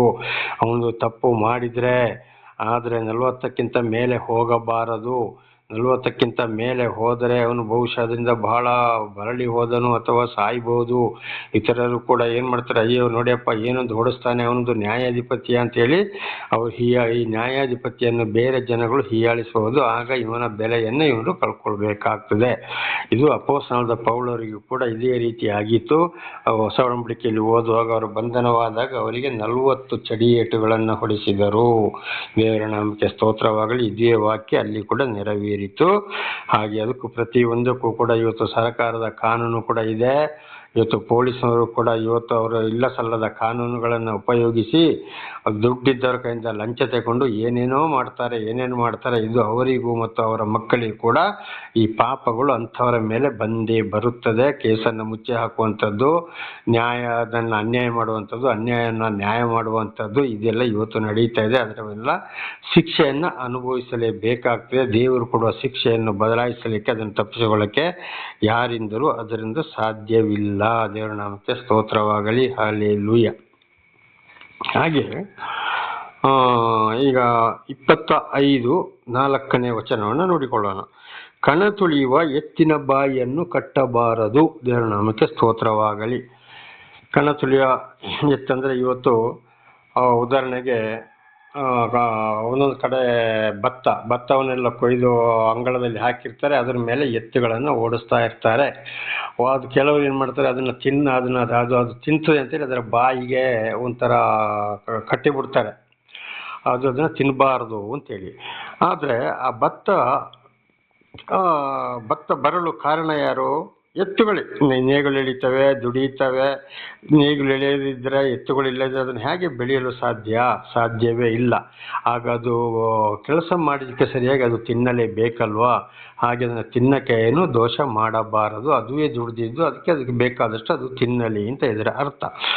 ಹಾಗೆ ಇದರ ಅರ್ಥ ಇವತ್ತು ಏನಾಗಿದೆ ಅಂದರೆ, ದೇವರಿಂದ ಆಯ್ಕೆಗೊಂಡಂಥ ಸೇವಕರುಗಳಿಗೆ ಕಣ ತುಳಿಯುವ ಎತ್ತಿನ ಬಾಯಿಯನ್ನು, ಕೆಲವರು ವಯಸ್ಸಾಗಿ ಸತ್ಯ ಸುವಾರ್ತೆಯನ್ನು ಸಾರ್ತಾ ಹೋಗ್ತಾರೆ. ಕೆಲವರನ್ನ ದೇವರು ಆದುಕೊಂಡಿರ್ತಾರೆ. ಅವರಿಗೆ ಗಂಡ, ಹೆಂಡತಿ, ಮಕ್ಕಳು, ಕುಟುಂಬ, ಸಂಸಾರವೇ ವಿರೋಧವಾಗಿರ್ತಾರೆ. ಅವರನ್ನು ಹೊರ ಹಾಕಿರ್ತಾರೆ. ಅಥವಾ ದೇವರು ಆರಿಸಿಕೊಂಡ್ರೆ ಅವರೇ ಇಂಥವರನ್ನ ಬಿಟ್ಟು ಹೊರಗೆ ಹೋಗ್ತಾರೆ. ಅವರಿಗೆ ಹೊರ ಜನರಿಗೂ ಲೋಕದವರಿಗೂ ಕೂಡ ಇಂಥವರೊಂದು ಕಸವಾಗಿ ಕಾಣ್ತಾರೆ. ಅಪೊಸ್ತಲನಾದ ಪೌಲರು ಅದನ್ನೇ ಹೇಳಿದ್ದು, ನಾವು ಲೋಕದವರಿಗೆ ಕಸವಾಗಿದ್ದೇವೆ ಅಂತೇಳಿ. ಆಗ ದೇವರಿಂದ ಆಯ್ಕೆಗೊಂಡವರು ಒಬ್ಬೊಬ್ಬರನ್ನು ಒಂಟಿಗರನ್ನಾಗಿ ವಯಸ್ಸಾದವರನ್ನು ಕಳಿಸ್ತಾ ಇರ್ತಾರೆ ಸತ್ಯ ಸುವಾರ್ತಿಕರಿಗೆ. ಅವರು ಯಾರಿಗೂ ಬೇಡ. ಹಾಗಂತವರಿಗೆ ಮನೆ ಮಠ ಇರೋದಿಲ್ಲ, ಜೀವನಕ್ಕೆ ಏನೂ ಇರುವುದಿಲ್ಲ. ಅವರು ಅದರಿಂದಲೇ ಜೀವನ ಮಾಡಬೇಕು. ಯಾವುದರಿಂದ? ಸುವಾರ್ತೆಯಿಂದ. ಅದಕ್ಕೆ ಈ ದಶಾಂಶ ಕಾಣಿಕೆಗಳು ಅವರಿಗೆ ಸಲ್ಲಬೇಕು ಅಂತ ಹೇಳುವಂಥದ್ದು. ಇದು ಮತ್ತಾಯ 25:34-42 ಓದುವಾಗ ಅಲ್ಲಿ ಸ್ಪಷ್ಟವಾಗಿ ಕಾಣ್ತದೆ. ಈ ಒಬ್ಬ ಚಿಕ್ಕವನಿಗೆ ಅಂದರೆ ಏನು ಗೊತ್ತಿಲ್ಲದವರು, ಎಲ್ಲರೂ ಬಿಟ್ಟು ಹಾಕಿದವರು ಸುವಾರ್ತೆಗಾಗಿ, ಅವರಿಗೆ 1 ಗ್ಲಾಸ್ ತಣ್ಣೀರನ್ನು ಕೊಟ್ಟರು ತಕ್ಕಾದ ಪ್ರತಿಫಲವನ್ನು ನೀವು ಪಡೆಯುವಿರಿ. ಅಂಥವರನ್ನು ಸೇರಿಸಿಕೊಂಡರೆ ನನ್ನನ್ನು ಸೇರಿಸಿಕೊಂಡ ಹಾಗಾಯ್ತಂದರೆ, ಸತ್ಯ ಸುವಾರ್ತೆಗಾಗಿ ದೇವರು ಆರಿಸಿಕೊಂಡಾಗ ಈ ರೀತಿ ಬರ್ತದೆ. ಹೆಂಡತಿ, ಮಕ್ಕಳು, ಬಂಧು ಬಳಗ ಎಲ್ಲರೂ ಬಿಟ್ಟು ಹಾಕಿರ್ತಾರೆ. ಅಂಥವರನ್ನು ಯಾರೂ ಸೇರಿಸುವುದಿಲ್ಲ. ಇದು ಇವತ್ತು ಕೂಡ ನಡೀತಾ ಇದೆ. ನನ್ನ ಪರಿಸ್ಥಿತಿ ಕೂಡ ಅದುವೇ ಬಂದು ಹೋಗಿದೆ. ಆದರೆ ದೇವರು ನನ್ನನ್ನು ಈಗ ನಡೆಸ್ತಾ ಇದ್ದಾರೆ. ದೇವರ ನಾಮಕ್ಕೆ ಸ್ತೋತ್ರವಾಗಲಿ. ಅಂಥವರಿಗೆ ಜೀವನಕ್ಕೆ ಕೊಡಬೇಕು. ಯಾರು? ದೇವರನ್ನು ಅರಿತ ವಿಶ್ವಾಸಿಗಳು ಮಾತ್ರ. ಹಾಗೆ ಕೆಲವೊಂದು ಗಂಡ ಹೆಂಡತಿಯರನ್ನೇ ದೇವರು ಆರಿಸಿಕೊಳ್ತಾರೆ. ಅವರೇ ಸುವಾರ್ತೆಗೆ ಹೋಗಬೇಕು. ಉದಾಹರಣೆಗೆ ಈಗ ಅಬ್ರಾಮ, ಇಸಾಕ, ಯಾಕೋಬ ಇವರೆಲ್ಲ ಇಂಥ ದೇಶದಲ್ಲಿ ಮತ್ತು ಎಲ್ಲೆಲ್ಲಿ ಹೋಗಬೇಕು ಅಲ್ಲೆಲ್ಲ ಕಳಿಸಿಕೊಟ್ರು. ಯಾಕೆಂದರೆ ದೇವರನ್ನು ತಿಳಿಯಪಡಿಸುವುದಕ್ಕೆ. ಆಗ ಒಂದು ವೇಳೆ ಅವರಲ್ಲಿ ಯಾವುದು ಇಲ್ಲ ಇದ್ದಾರೆ ಅಂತ ಗಂಡ ಹೆಂಡತಿಯರನ್ನು ಕೂಡ ಈ ವಿಶ್ವಾಸಿಗಳೇ ನೋಡಬೇಕು. ಒಬ್ಬಂಟಿಗರಾಗಿ ಈ ರೀತಿ ಹೋಗುವುದಾದರೆ ಇವರಿಗೂ ಆಶ್ರಯ ಕೊಡಬೇಕು, ಅವರಿಗೂ ಜೀವನವನ್ನು ಕೊಡಬೇಕು. ಅವರು ಅದರಿಂದಲೇ ಜೀವನ ಮಾಡಬೇಕು. ಆಗ ಯಾವುದೇ ರೀತಿಗೆ ಅವರನ್ನು ದೂಷಣೆ ಮಾಡಬಾರದು. ಅದಕ್ಕೆ ಕಣ ತುಳಿಯುವ ಎತ್ತಿನ ಬಾಯಿಯನ್ನು ಕಟ್ಟಬಾರದು. ಅವರು ಅದರಿಂದಲೇ ಜೀವನ ಮಾಡ್ತಾ ಇರಬೇಕು. ಆಗ ಅವರಿಗೆ ಆಡಂಬರವಾಗಿ ಕೊಡಬೇಕಂತಲ್ಲ, ಅವರವರ ಕೈಯಲ್ಲಿ ಇದ್ದಿದ್ದು ಅಂಥ ಸೇವಕರು ಸಿಕ್ಕಿದ್ರಲ್ಲಿ ಜೀವನ ಮಾಡಬೇಕು. ಅದಕ್ಕೆ ಅಪೊಸ್ತಲ ಪೌಲರು ಹೇಳಿದ್ದು, ನಾನು ಇರೋದ್ರಲ್ಲಿಯೇ ತೃಪ್ತಿ ಪಡುವನಾಗಿದ್ದೇನೆ. ದೇವರ ನಾಮಕ್ಕೆ ಸ್ತೋತ್ರ ಅಂತ ಅಪೊಸ್ತಲ ಪೌಲರು ಅದನ್ನೇ ಹೇಳಿದ್ದು. ಆದರೆ ಇವತ್ತು ಅನೇಕರು ಏನು ಮಾಡ್ತಾರೆ, ಬಹಳ ದೊಡ್ಡದಾಗಿ ಮಾಡಿಕೊಂಡು, ನಾನಾ ಥರದ ಸ್ಟೈಲ್ ಮಾಡಿಕೊಂಡು, ನಾನಾ ಥರದ ಗಾಡಿಗಳನ್ನ ಮಾಡಿಕೊಂಡು ನಾವು ಗಂಡ ಹೆಂಡತಿ ಜೀವನ ಮಾಡಬೇಕು, ದೇವರು ನಿಮ್ಮ ಹತ್ರ ಕೇಳುವ ಅಧಿಕಾರ ಇದೆ, ನಮಗೆ ಕೊಡುವ ಅಧಿಕಾರ ಐತೆ ಬಲಾತ್ಕಾರ ಮಾಡಿ ಕಿತ್ತುಕೊಂಡು ಅವರ ಜೀವನಕ್ಕಾಗಿ ಈ ರೀತಿ ಉಪಯೋಗವನ್ನು ಮಾಡ್ತಾ ಇದ್ದಾರೆ. ಇದನ್ನು ಬಹಳ ಸಲ ತಿಳಿಸಿದ್ದೇನೆ. ಅವರಿಗೆ ಬೇಕಾಗಿರೋದೊಂದು ಮನೆ, ಅದಕ್ಕೆ ಚರ್ಚು ಅಂತೇಳಿ ಎಲ್ಲ ಕೈಯಿಂದ ವಸೂಲು ಮಾಡಿ ಫಸ್ಟು ಸೈಟ್ ತಗೊಳ್ಳೋದು, ಆಮೇಲೆ ಒಂದು 3 ಫ್ಲೋರಿನ ಮನೆ ಕಟ್ಟೋದು, ಕೆಳಗಡೆ ಒಂದು ಗ್ರೌಂಡ್ ಫ್ಲೋರ್ ಅವರಿಗೆ ವಾಹನಗಳು ನಿಲ್ಲಕ್ಕೆ, ನೀರಿಗೆ, ಸಂಪಿಗೆ, ಆಮೇಲೆ ಅದ್ರ ಮೇಲೆ ಅವರಿಗೆ ಮನೆ, ಅದ್ರ ಮೇಲೆ ಕೊನೆಗೆ ಪ್ರಾರ್ಥನಾ ಮಂದಿರ ಅಂತೇಳಿ ಕಟ್ತಾರೆ. ಆದರೆ ಅವರಿಗೆ ಬೇಕಾಗಿರೋದು ಏನಲ್ಲಿ ಒಂದು ಮನೆಗೆ. ಅದಕ್ಕಾಗಿ ದೇವರ ಹೆಸರನ್ನು ಹೇಳಿ ಸೈಟ್ ತಗೊಂಡು ಚರ್ಚು ಅಂತೇಳಿ ಈ ಥರ ಏರಿಸ್ತಾ ಇದ್ದಾರೆ. ಕೆಲವರು ಅವರಲ್ಲಿರುವಂಥ ಬಂಗಾರಗಳನ್ನ, ಅವರ ಬಂಧುಗಳಲ್ಲಿರುವಂಥ ಬೆಳ್ಳಿ ಬಂಗಾರಗಳನ್ನ ಅಡವಿಟ್ಟು ಕೂಡ ಈ ರೀತಿ ಕಟ್ಟವರಾಗಿದ್ದಾರೆ. ದೇವರು ಏನಾದರೂ ಈ ರೀತಿ ಹೇಳಿದ್ದಾರೆಯೋ? ಏನು ಇಲ್ಲ. ಯಶಯನ ಗ್ರಂಥದಲ್ಲಿ ಮತ್ತು ಅಪೊಸ್ತಲರ ಕೃತ್ಯದಲ್ಲಿಯೂ ನಾವು ಓದುವಾಗ ಮನುಷ್ಯರು ಕಟ್ಟಿದ ಗುಡಿಯಲ್ಲಿ ನಾನು ವಾಸ ಮಾಡುವುದಿಲ್ಲ, ಕಬ್ಬಿಣ, ಉಳಿ ಮುಂತಾದವುಗಳಿಂದ ನನಗೆ ಯಜ್ಞವೇದಿಯನ್ನು ನೀವು ಕಟ್ಟಬೇಡಿ ಅಂತ ವಿಮೋಚನಾ ಕಾಂಡದಲ್ಲಿ ಕೂಡ ಇದು ಬರೆದಿದೆ. ಸ್ವಂತವಾಗಿ ಜೆರುಸಲೇಮಿನಲ್ಲಿ 46 ವರ್ಷ ಕಟ್ಟಿದಂಥ ದೇವಾಲಯ, ಸ್ವಾಮಿ ಶಿಲುಬೆಯ ಮೇಲೆ ಕೂಗಾಡಿಕೊಂಡು ಜೋರಾಗಿ ಕಿರುಚಾಡಿ ಪ್ರಾಣ ಬಿಟ್ಟಾಗ ಆ ದೇವಾಲಯದ ಗೋಡೆ ಬಿದ್ದು ಹೋಯಿತು. 46 ವರ್ಷ ಕಟ್ಟಿದಂಥ ದೇವಾಲಯ ಆಗಿರುವಾಗ ಇವತ್ತು ದೇವರಿಗೆ ದೇವಾಲಯ ಬೇಕಾಗಿಲ್ಲ.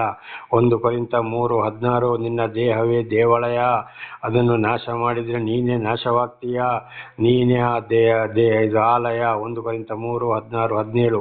1 ಕೊರಿಂಥ 6:19 ನಿನ್ನ ದೇಹ ಪವಿತ್ರಾತ್ಮರಿಗೆ ಗರ್ಭಗುಡಿ ಎಂಬುದಾಗಿ ನೀನು ತಿಳಿಯದೋ ಎಂಬುದಾಗಿ ಕೂಡ ಅಪೊಸ್ತಲನಾದ ಪೌಲರು ಕೊರಿಂಥ ಸಭೆಯನ್ನು ಎಚ್ಚರಿಸ್ತಾ ಇದ್ದಾರೆ. ಹೀಗಿರುವಾಗ ಖಂಡಿತವಾಗಿ ಏನು ಮಾಡಬೇಕು? ದೇವರ ಸತ್ಯ ಸುವಾರ್ತೆಗಾಗಿ ದೇವರು ಯಾರನ್ನು ಕಳಿಸ್ತಾ ಇರ್ತಾರೋ ಅವರು ಇದ್ದಿದ್ದನ್ನು ಇದ್ದ ಹಾಗೆ ಖಂಡಿತವಾಗಿ ಎಚ್ಚರಿಸ್ತಾರೆ. ಅವರ ಕಷ್ಟ, ಸಂಕಟ, ದುಃಖಗಳಿಗೆ ಆಶ್ರಯ ಇಲ್ಲದಿದ್ದರೆ ಅವರಿಗೆ ಆಶ್ರಯ ಕೊಡಬೇಕು. ಅವರ ಜೀವನಕ್ಕೆ ಉಪಾಯ ಕೂಡ ಕೊಡಬೇಕು. ದೇವರಿಂದ ಆಯ್ಕೆಗೊಂಡಾಗ ಮಾತ್ರ ಅವರು ಖಂಡಿತ ಶಾಪ, ಆಶೀರ್ವಾದ ಎರಡನ್ನು ಒಟ್ಟಿಗೆ ಹಿಂದು ಮುಂದೆ ನೋಡದೆ, ಮುಖ ದಾಕ್ಷಿಣ್ಯ ನೋಡದೆ ವಾಕ್ಯಗಳನ್ನ ಇದ್ದಿದ್ದನ್ನು ಇದ್ದಾಗೆ ಬೋಧಿಸ್ತಾ ಹೋಗ್ತಾರೆ. ಇದರಲ್ಲಿ ತಿಳ್ಕೊಳ್ಬೇಕು, ಇವರು ದೇವರಿಂದ ಆಯ್ಕೆಗೊಂಡವರಾಗಿದ್ದಾರೆ. ಇವರು ಯಾವುದೇ ಲೋಕದ ವಿಷಯಗಳಿಗಾಗಿ ದೊಡ್ಡ ಮನೆ, ದೊಡ್ಡ ಸ್ಟೈಲು ಬಟ್ಟೆ, ಮೊಬೈಲು, ಶೂಗಾಗಲಿ, ಚಪ್ಪಲಿಗಾಗಲಿ, ದೊಡ್ಡ ಗಾಡಿಗಳಿಗಾಗಲಿ, ಸ್ಟೈಲ್ ಆಗಲಿ ಮಾಡುವುದಿಲ್ಲ. ದೇವರ ನಾಮಕ್ಕೆ ಸ್ತೋತ್ರವಾಗಲಿ. ಅದಕ್ಕೆ ಕಣೆ ತುಳಿಯುತ್ತಿನ ಬಾಯಿಯನ್ನು ಕಟ್ಟಬೇಡಿ. ಅವರನ್ನು ದೂಷಣೆ ಕೂಡ ಮಾಡಬಾರದು. ದೇವರಿಂದ ಆಯ್ಕೆಗೊಂಡಂಥ ಸೇವಕರುಗಳು ಆಗಿದ್ದಾರೆ. ಅದಕ್ಕೆ ಅಪೊಸ್ತಲನಾದ ಪೌಲರು ಹೇಳಿದ್ದು, ನಾವು ಲೋಕಕ್ಕೆ ಕಸವಾಗಿದ್ದೇವೆ, ಬಿಸಿಲಲ್ಲಿ ಒಣಗಬೇಕಾಗ್ತದೆ, ಚಳಿಯಲ್ಲಿ ನಡಗಬೇಕಾಗ್ತದೆ, ಮಳೆಯಲ್ಲಿ ನೆನಗಬೇಕಾಗ್ತದೆ, ನಾವು ಒಂದು ಪರದೇಶಿಗಳಾಗಿದ್ದೇವೆ ಅಂತೇಳಿ ಹೇಳಿದ್ದು ಅಪೊಸ್ತಲನಾದ ಪೌಲರು. ಅದಕ್ಕೆ ದೇವರ ನಾಮಕ್ಕೆ ಸ್ತೋತ್ರವಾಗಲಿ. ಪ್ರಾರ್ಥನೆ ಮಾಡಿಕೊಳ್ಳೋಣ. ಸರ್ವ ಸೃಷ್ಟಿಕರ್ತನ ತಂದೆಯ ದೇವರೇ, ಮಗನ ದೇವರೇ, ಪರಿಶುದ್ಧಾತ್ಮನೇ, ನಿಮ್ಮ ನಾಮಕ್ಕೆ ಸ್ತೋತ್ರ. ಸ್ವಾಮಿ, ಇವತ್ತಿನ ಸಂದೇಶವನ್ನು ನನ್ನ ಸಹೋದರಿಗೆ ತಿಳಿಸಿ ಆಶೀರ್ವಾದ ಮಾಡಿದಕ್ಕಾಗಿ ಸ್ತೋತ್ರ. ಇದನ್ನು ಚೆನ್ನಾಗಿ ಕೇಳಿ ಅರ್ಥ ಮಾಡಿಕೊಂಡು ವಿಧೇಯರಾಗಿ ಜೀವಿಸಿ ನಿಮ್ಮಿಂದ ಆಶೀರ್ವಾದವನ್ನು ಹೊಂದಿ ಅವರ ಮಕ್ಕಳನ್ನು ಅದೇ ಮಾರ್ಗದಲ್ಲಿ ನಡೆಸಿ ಅವರೆಲ್ಲರೂ ನಿಮ್ಮ ಚಿತ್ತಾನುಸಾರ ಇತರರಿಗೆ ಸಾಕ್ಷಿಗಳಾಗುವಂತೆ ಮಾರ್ಪಡಿಸಿರಿ. ಹಾಗೆ ಮಾಡುವುದಕ್ಕಾಗಿ ಸ್ತೋತ್ರ. ಅದಕ್ಕೆ ಬೇಕಾದ ವಿಶೇಷವಾದ ಜ್ಞಾನ, ಶಾಂತಿ, ಸಮಾಧಾನ, ಆರೋಗ್ಯವನ್ನು ದಯಪಾಲಿಸಿರಿ. ನಿಮ್ಮೆಲ್ಲ ಉಪಕಾರಗಳಿಗಾಗಿ ಕೃತಜ್ಞತಾ ವಂದನೆಗಳು ಯೇಸುವಿನ ನಾಮದಲ್ಲಿ ಪ್ರಾರ್ಥಿಸಿದ್ದೇನೆ, ನಮ್ಮ ತಂದೆಯೇ, ಆಮೇನ್. ಇದನ್ನು ಕೇಳಿದಂಥ ನನ್ನ ಸಹೋದರಿ, ನಿಮಗೂ ನನ್ನ ಧನ್ಯವಾದಗಳು. ದೇವರು ನಿಮ್ಮನ್ನು, ನಿಮ್ಮ ಮಕ್ಕಳನ್ನು ಹೇರಳವಾಗಿ ಸದಾ ಆಶೀರ್ವದಿಸಲಿ.